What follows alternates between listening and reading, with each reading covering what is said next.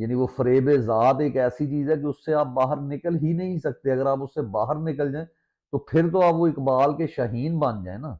फिर तो जो वो इमरान खान कहता है कि फिर तो आपको अल्लाह के अलावा किसी का खौफ ही ना रहे। आपकी उम्र कितनी है, रिटायर आपने हो जाना है। बंदयाल साहब चले गए हैं और बहुत बड़े जजेस आए, बड़े जर्नैल आए जिन्होंने आगे यहाँ खुदाई का दावा किया, लेकिन अपने अंजाम से जा मिले और आज उनकी कब्रें कहाँ हैं।